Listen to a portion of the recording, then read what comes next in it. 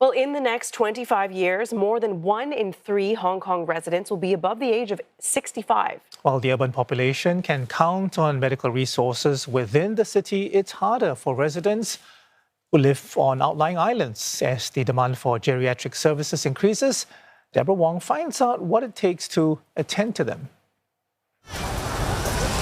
Cheung Zhao is a 40-minute ferry ride away from the city.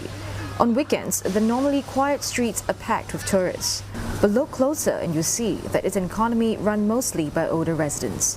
These islanders may be hardy, but as they get older, 隻腳而家老咗就膝頭哥咧退化啦，緊有㗎啦。我以前都行山啊，拉尾越行越痛。來回咧1個鐘咯，即係好遠㗎。我哋住嗰度140幾級樓梯，140幾級樓梯嗰度咪跣親咯，整親咯，哇幾驚啊，幾驚行唔翻啊！ There are more than 195,000 people living on outlying islands in Hong Kong. As of 2023, over 15% are above the age of 65. St. John's Hospital on the island provides emergency services. Residents with mobility issues can also tap on medication delivery and telehealth services. But for more complex cases, they need to call in the big guns.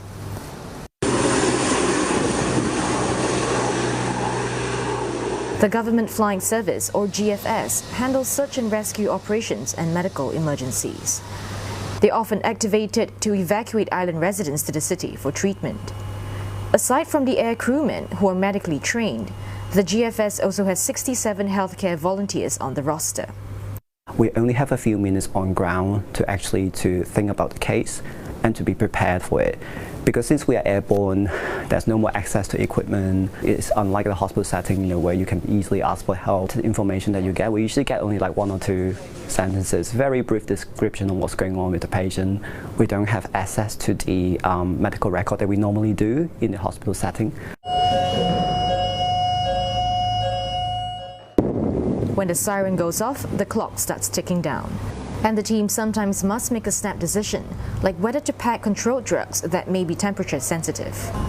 We spent a few days with GFS to see what it takes to respond to these calls.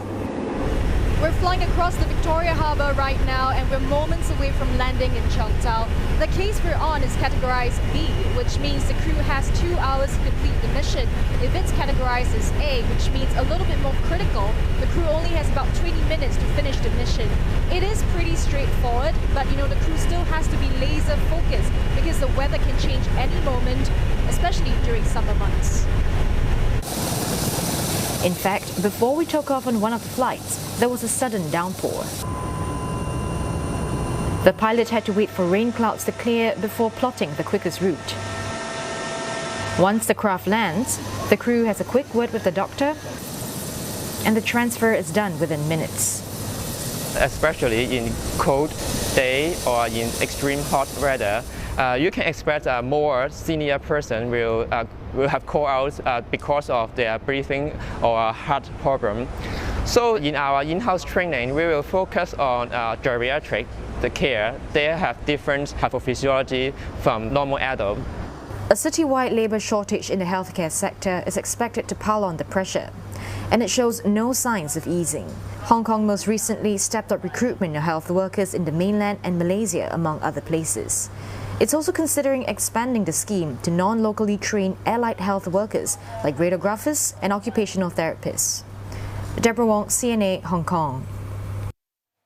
For more on elderly living in Hong Kong's outlying island, CNA correspondent Island Healthcare Needs premieres tonight at 9:30 Singapore, Hong Kong time. You can also watch it wherever and whenever you like on CNA.Asia or on YouTube.